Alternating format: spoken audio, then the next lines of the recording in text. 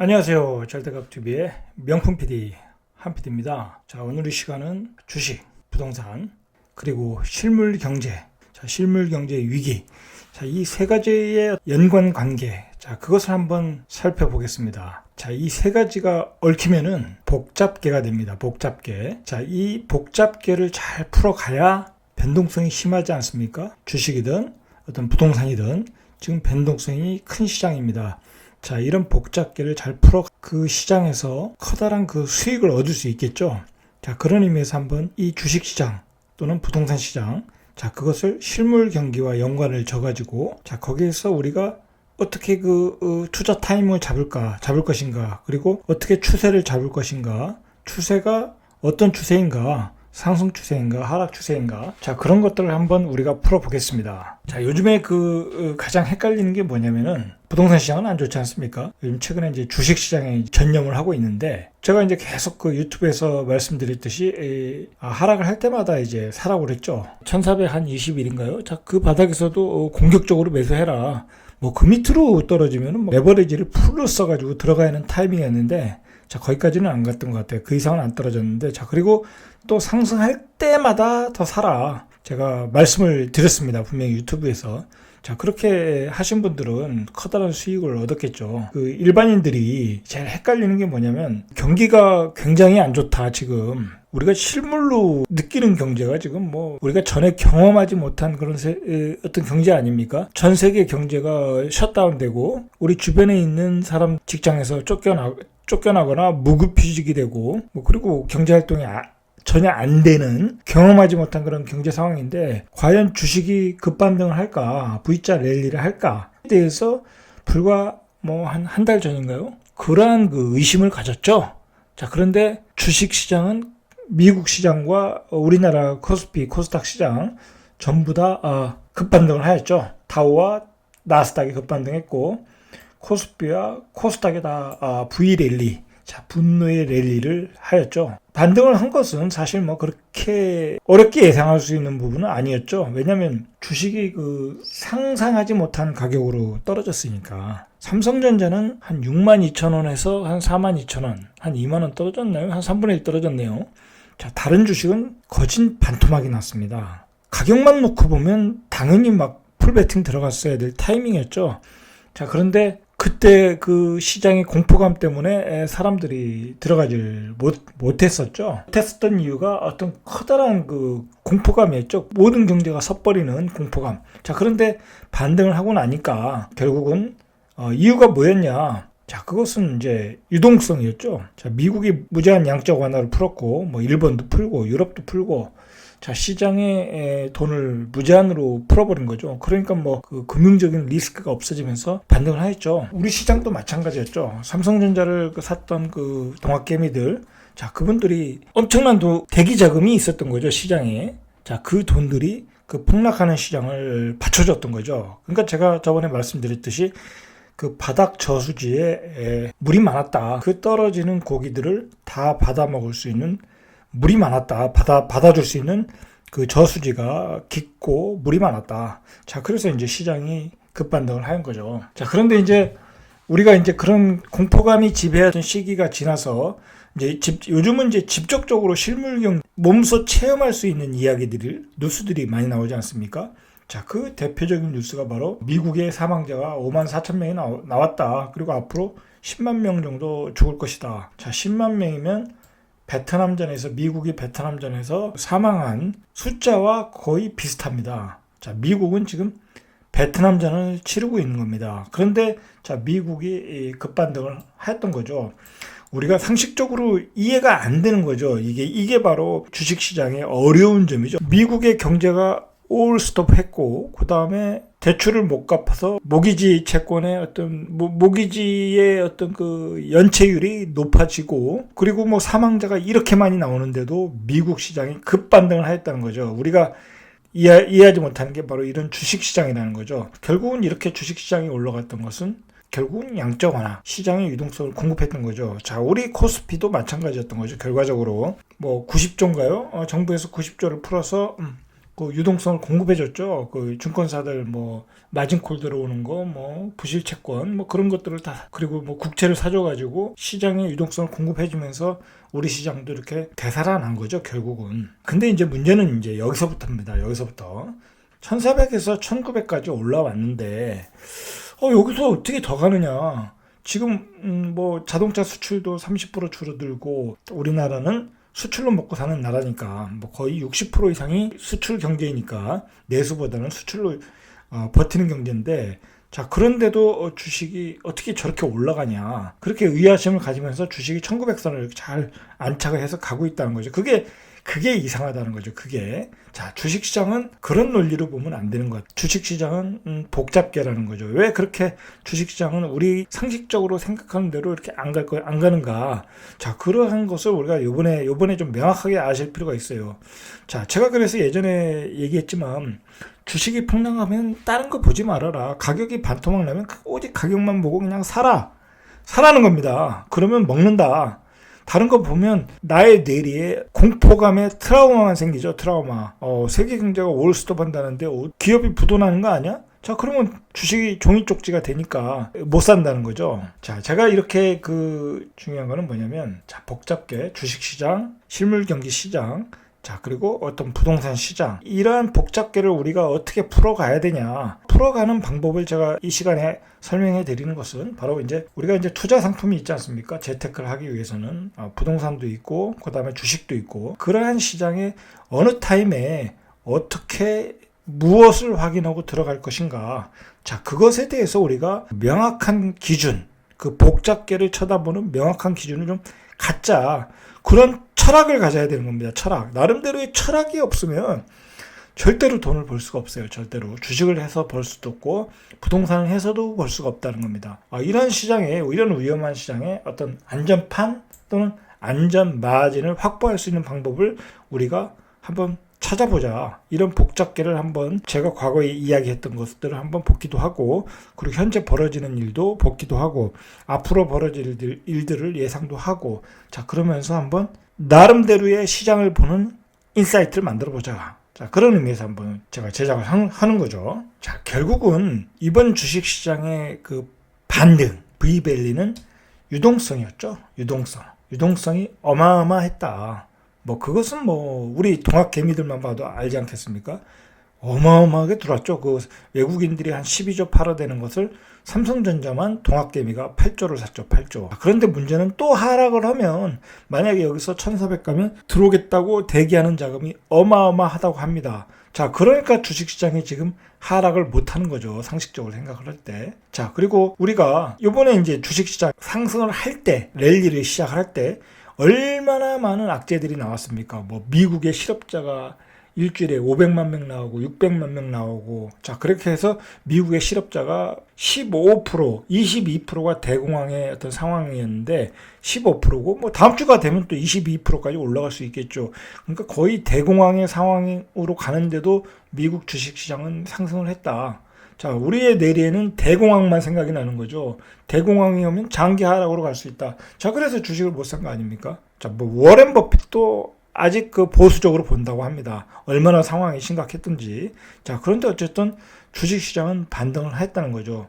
모든 악재를 호재로 생각하면서 그냥 시장에 반등을 했다. 이번 시장의 특징은 바로 이유는 어떤 유동성이었다는 거예요. 유동성. 우리 시장도 이렇게 반등을 할 수 있었던 것은 시장에 풍부한 유동성이 있었다는 거죠. 결국은 제가 보기에는 그 주식시장은 뭐 예를 들어서 2천 이상에서 어떤 평상시에 거래될 때는, 평상시에 가치대로 거래될 때는 주식에 관심이 있는 사람만 거래를 하겠죠. 이 주식이라는 건 일반인들이 쉽게 접근할 수 있는 게 아니니까. 자, 그런데 주식이 반토막이 나지 않았습니까? 자, 그러니까 부동산 하는 사람들, 뭐 저 같은 사람들도 이제 들어오고, 저는 예전부터 이제 주식을 했던 사람이니까 일반인들도 들어오고, 그 다음에 대학생들도 들어오고, 웬만한 사람들이 요즘은 인터넷 모바일로 비대면 계좌를 만들기가 쉽지 않습니까? 그렇게 많은 투자자들이 이런 투기시장이죠. 투기시장. 일종의 투기시장으로 들어왔다.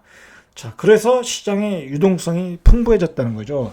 자, 그래서 우리가 생각하는 우리의 뇌는 주식시장을 바라보는 뇌는 한쪽에 그 실물 경기를 바라볼 때, 뭐 뭐 경제가 올스톱해서 기업이 다 부도난다. 자, 그렇게 생각해서 주식을 사지 말아라. 그렇게 명령을 내리고 우측의 내로, 그 좌측의 내로는 이거 사야 되는 거 아니야? 그래서 이제 사람들이 또 많이 들어오지 않습니까? 저가라고 해서. 자, 그렇게 해서 이제 또 한쪽에서 명령을 하고 그 두 가지 사고가 그 충돌을 하는 거죠. 그래서 제가 이제 단순하게 생각하라고 하지 않았습니까? 이 우측의 뇌를 버려라. 그래서 가격만 봐라. 그 우측의 뇌를 보면 그 저점 가격을 찾아서 못 들어간다. 이러한 낙폭과대에 의해서 어떤 투기 시장이 되다 보니까 시장이 어떤 비이성적으로 반등을 하는 거죠. 이 실물 경기가 안 좋은데도 불구하고 비이성적으로 반등을 하는 거죠. 자, 그러다 보면 이제 오버슈팅이 나오는 거죠. 오버슈팅. 자, 그래서 이제 최근에 주식이 1900선, 1920, 30까지 오지 않았습니까? 자, 우리 평상시에 그 주가 지수가 한 2000에서 한 2200이라고 하면 이제 먹을 폭이 100도 안 남은 거죠. 100. 예를 들어서 먹을 폭이 100 남았는데 여기서 굳이 리스크를 안고 들어갈 필요는 없겠죠. 예를 들어서 지금 삼성전자가 5만 원인데 6만 원이 최고점 가격이지 그 평균 가격은 뭐 5만 5천 원, 5만 3천 원이 아니었습니까? 그러면 삼성전자는 이제 전 고점에 거의 다 왔다는 거죠. 왔다는 거. 그럼 먹을 폭이 없다는 거죠. 그렇게 생각을 해야 되는 겁니다. 예전에 바닥에서 올라올 때는 낙폭 과대니까 어떤 투기 시장이 돼서 올라왔던 건데 이제는 이제 어느 정도 이제 고점에 와서 어떤 이성적으로 생각해야 되는 시장이 됐다는 거죠. 근데 여기서 또 과열돼 가지고 일반인들이 막 들어올 수도 또 있다는 거죠. 이제 또 과열되면 또 들어오는 게 일반인들 아닙니까? 여기서 또 가는 줄 알고. 자, 이제는 그 낙폭 과대는 다 해결이 됐다는 거죠. 낙폭 과대는 다 달았다는 거죠. 자, 이제 그런 점에서 이제 코로나 바이러스가 일어났을 때 그러한 주식의 어떤 낙폭 과대의 매력은 없어진 거죠. 그렇다면 이제 주식 시장이 그런 유동성에 의해서 어떤 그 비이성적 시장으로 올라갔다는 거죠. 일반 상식을 깨고 그렇게 주식 시장은 움직인다는 겁니다. 바로 이게 주식시장이 갖는 어떤 복잡계의 특성이죠. 복잡계의 특성. 자, 그러면 예를 들어서 1920, 뭐 30, 이제 거의 다 어느 정도 고점에 올라오지 않았습니까? 뭐 2000까지 가더라도 별로 먹을 폭이 없지 않습니까? 자, 그리고 요즘 뭐 이것저것 또 뭐 순환매로 돌고 있지 않습니까? 뭐 은행주도, 소매 식품주도 돌고 이렇게 돌다 보면 그게 한 바퀴 다 돌다 보면 다른 것들이 이제 적정 가격이 다 다다르는 거죠. 이제 그러면 주식이 이제 빠져야 되는 거 아니냐. 이제 실물 경기도 분명히 안 좋고 뭐 실업자들 계속 나오고 수출도 안 되는데 떨어져야 정상이 아니냐. 또 시장은 그렇지 않다는 겁니다. 자, 그래서 시장이 어려운 거. 자, 그게 왜 그러냐면 특히 우리나라 시장, 뭐 미국 시장도 그렇지만 우리나라 시장의 이제 특징이 뭐냐면 이 파생 상품이 많다. 파생 투기 상품, 뭐 선물 옵션, 그다음에 인버스 ETF, 레버리지 ETF, 그다음에 원유 선물, 뭐 요즘은 저도 모를 정도로, 저도 뭐 뭔 상품인지 모를 정도로 일반인들이 도박성을 갖기 쉬운 상품, 파생 상품들이 많습니다. 그 시장의 규모가 만만치 않다는 거죠. 자, 그렇다면 뭐 가격이 고점에 오르니까 인버스를 또 사지 않습니까? 인버스를 사니까 떨어질 것이다 하고 일반인들이 사니까 안 떨어지는 거죠. 떨어지면 일반인들이 거기서 수익을 얻으니까 또 거기서 기관들이 또 받쳐주고 외국인들이 받쳐주고 외국인과 기관 그 개인들이 치열한 머리 싸움을 하는 그런 곳이 이제 어떤 그 주식시장이라는 거죠. 그러니까 생각만큼 그렇게 또 떨어지지도 않는다. 올라갈 때는 저렇게 빨리 올라갈지 몰라. 내려가야 되는데 시장은 또 안 내려가고. 자,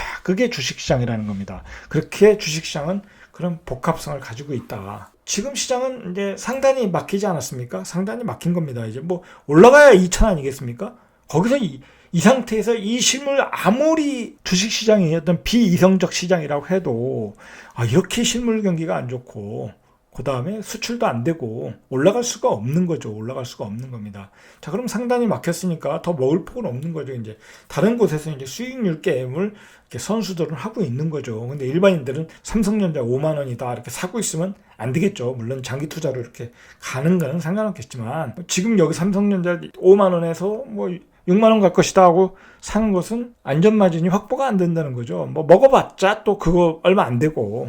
자, 그렇다는 거죠. 자, 다시 이제 시장은 이성적으로 이렇게 봐야 된다는 거죠. 봐야 된다는 겁니다. 이게 왜 그러냐면, 이제 최근에 시장을 또 보면은, 오늘 이제 정유회사 S-오일인가요? 자, 그 실적 발표를 했죠. 1분기 실적이 뭐 맨날 흑자만 내던 회사인데, 요즘 원유 가격 하락이니까 비싸게 사놨던 이 석유가 있으니까 그 적자폭이 커졌다는 거죠. 또 팔지도 못하고 지금 문제는 팔지를 못하는 거지 않습니까? 뭐 비행기도 안 뜨고 그러니까 항공유도 팔고 공장도 제대로 안 들어가고.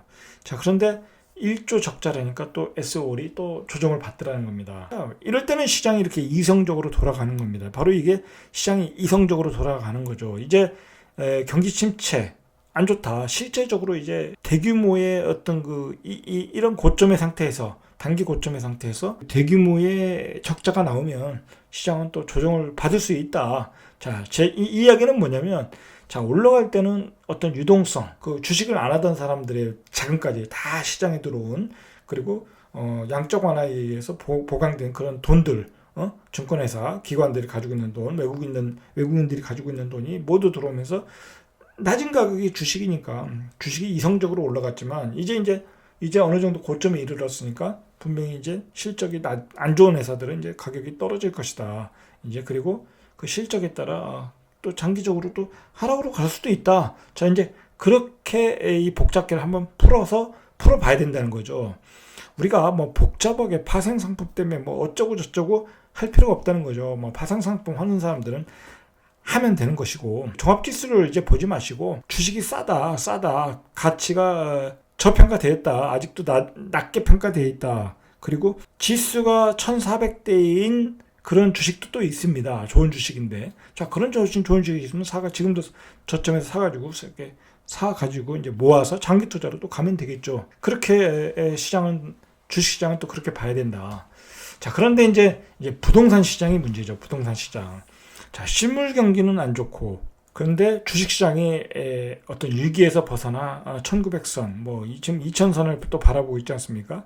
자, 그러면 부동산 시장이 회복할 수 있는 거냐? 그러한 질문을 할 필요가 있는 거죠.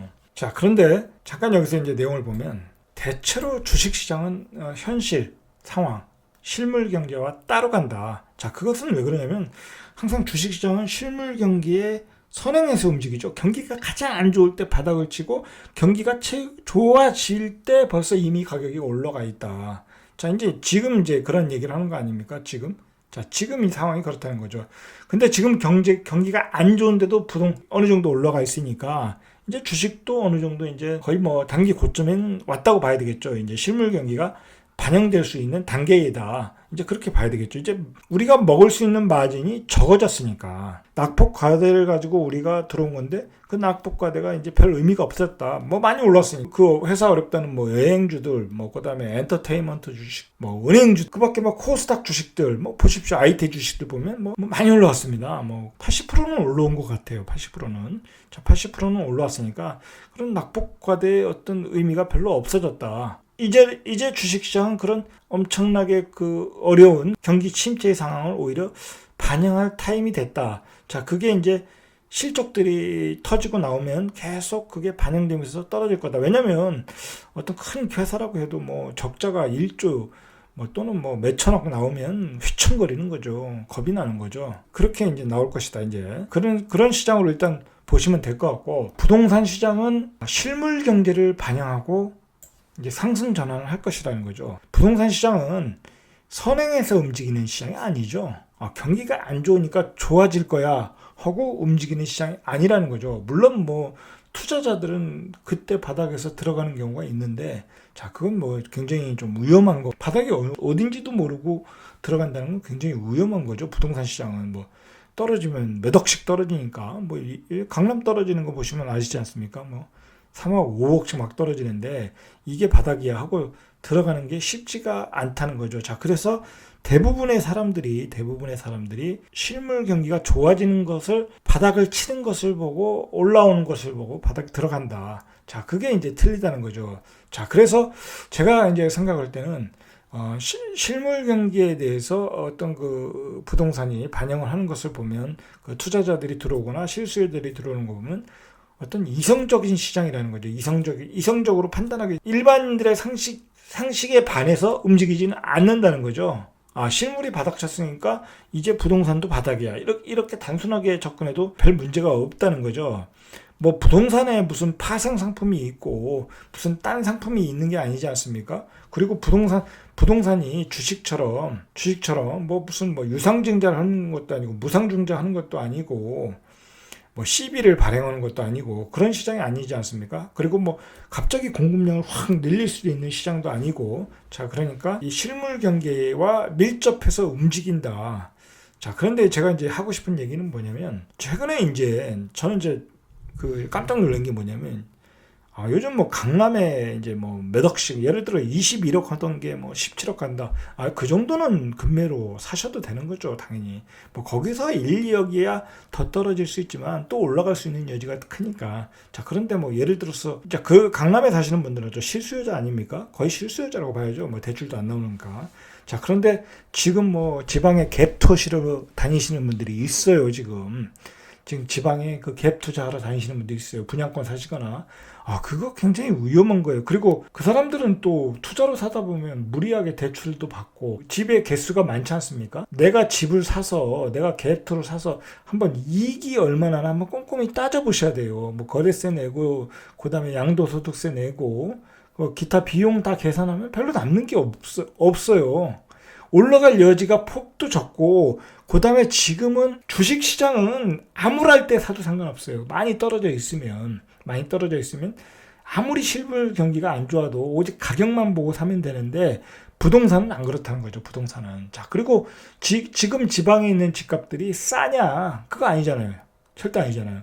그동안 많이 올랐잖아요. 엄청나게 올랐잖아요. 지방도 공급 과잉으로 가고 있고, 그동안에 어떤 그 누적 공급량이 어마어마하게 많지 않습니까? 자가주택 보유율도 굉장히 높고, 자, 그런데 무턱대고 갭이 작다고, 그리고 그 지역이 조금 이제 안 올랐다고, 그렇게 해서 막 그 무리하게 이렇게 사시는 분들이 많더라는 거죠. 자, 그거 조심하셔야 돼요. 부동산 시장은 실물 경기를 확인하고 추세가 확실히 바뀌었구나, 변화가 됐구나, 모멘텀이 있구나, 이제 모든 게 해결됐구나, 코로나 바이러스가 해결되거나 또는 백신이 나왔구나, 자, 그래서 모든 사람이 경제 활동을 시작하는구나, 자, 그때 해도 늦지 않는다는 겁니다. 자, 이게 바로 지금 현재 시장에서 벌어지고 있는 어떤 복잡계의 모습이에요. 주식시장과 실물경기, 부동산 시장. 자, 이 세 가지의 관계를 잘 보셔야, 이 정리를 하셔야 돼요. 주식시장은 유동성으로 움직이는 시장이다. 그래서 현실의 그 실물경기를 반영하지 않는다. 그렇지만 그 주식시장도 어느 정도 고점에 이르면 실물경기를 반영하더라. 실적이 발표되면 이제 나가 떨어지더라는 거죠. 나가 떨어지더라. 어마어마하게 그 실적이 안 좋게 나오니까. 그래서 이제 어느 정도 고점에 오르면 주식시장도 조심해야 된다. 과연 우리가 낙폭 과대로 들어갔던 부분이 많이 올랐는데 먹을 폭이 있는 주식인가? 먹을 폭이 있다고 하면 당연히 저점에 들어가셔야죠. 들어가셔서 사가지고 장기로 가셔야죠. 저는 그런 주식도 있어요. 분명히 있습니다. 자, 그런데 예를 들어서 거의 다 올라왔다. 코로나 바이러스 이전에 80%까지 올랐다. 먹을 폭이 한 10%밖에 안 된다.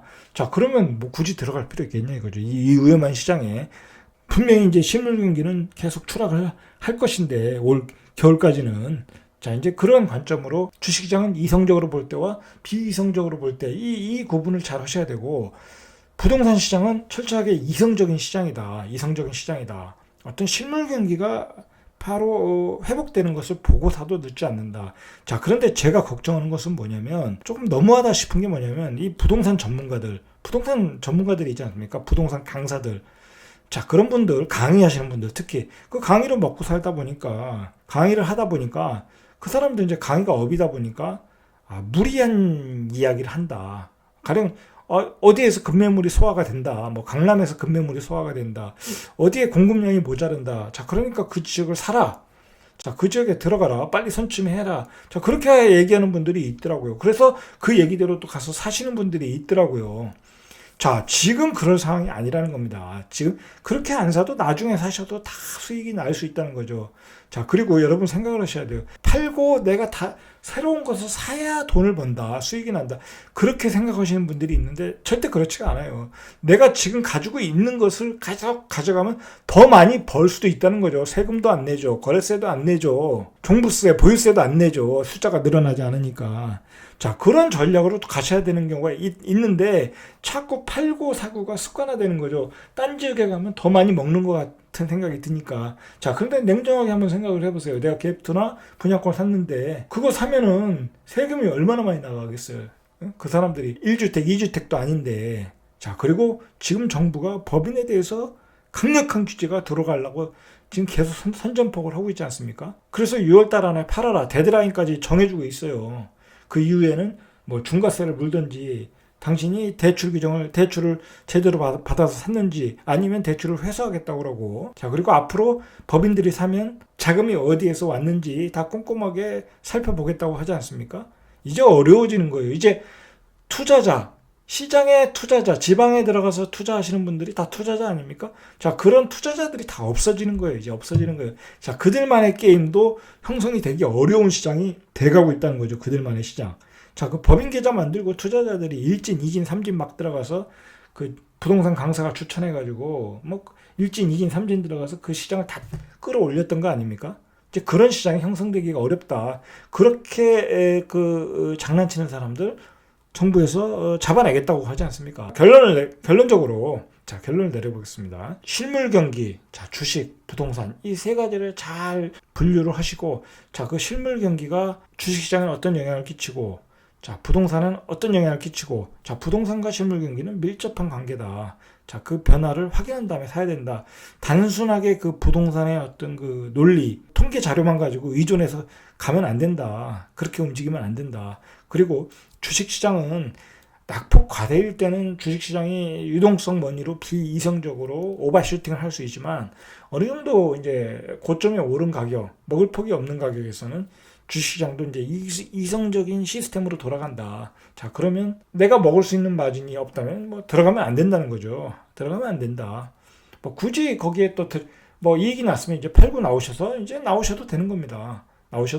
근데 아직도 그 저평가된 종목들이 군데군데 있으니까 그런 종목들을 또 사시고, 자, 그런 부분들은 조금 전문가가 돼야 되겠죠. 일반인들이 그 변동성에 쉽게 적응할 수는 없겠죠. 자, 그건 굉장히 어려운 부분입니다. 이 저점에 아직도 쌍각이다. 그럼 장기 투자로 가셔도 상관없고요. 요즘 배당이 많이 나오는 또 주식도 있으니까. 자, 이제 그렇게 생각하시면 될 것 같습니다. 이러한 복잡계를 여러분들이 잘 정리정돈하셔가지고 주식시장에 적용하는 거와 부동산에 적용하는 것과 잘 구분을 하셔가지고 이걸 잘 적용하셔가지고 많은 수익을 주식에서 얻으시고 부동산에 또 얻으시고, 자, 그래서 부자 되셔야 되는 겁니다. 그래서 전문 투자자가 또 되셔야 되는 겁니다. 자, 이상 절대값TV의 명품 PD 한 PD였습니다.